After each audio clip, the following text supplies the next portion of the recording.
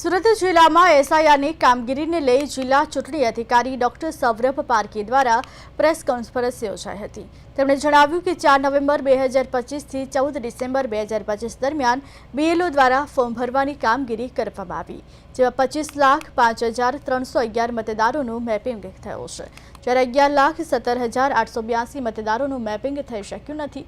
Mapping થયેલ અને ન થયેલ મળી કુલ 36,23,193 મતદારોની યાદી આજે જાહેર કરવામાં આવી છે, જેમાં 18,78,949 પુરુષ, 17,44,144 સ્ત્રી, 100 અન્ય મતદારોનો સમાવેશ થાય છે।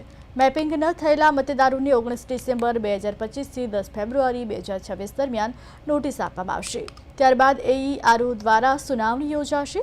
લાયક મતદારોનો સમાવેશ 17 ફેબ્રુઆરી 2026ના રોજ પ્રસિદ્ધ થનાર અંતિમ યાદીમાં કરવામાં આવશે। વાંધા અરજીનો સમય 19 ડિસેમ્બર 2025 થી 18 જાન્યુઆરી 2026 સુધીનો રહેશે। હાલની તૈયાર યાદી સુરત જિલ્લા કલેક્ટરની વેબસાઇટ પર પ્રસિદ્ધ કરવામાં આવી છે।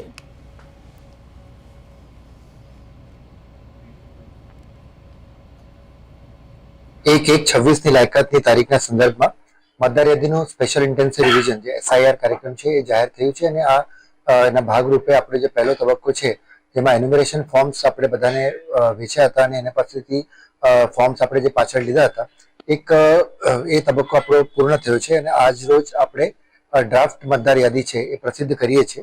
ડ્રાફ્ટ મતદાર યાદીમાં કુલ 36,23,193 ટોટલ મતદારોનો સમાવેશ થાય છે। આમાંથી 25,05,311 મતદાતાઓનું મેપિંગ થઈ ગયું છે અને 11,17,882 જેટલા મતદારો છે જેમની મેપિંગ ના થયેલ હોય।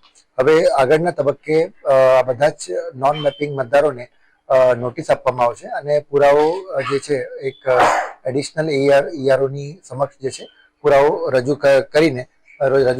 કરે તો ફાઇનલ યાદીમાં એમનો સમાવેશ થઈ શકશે।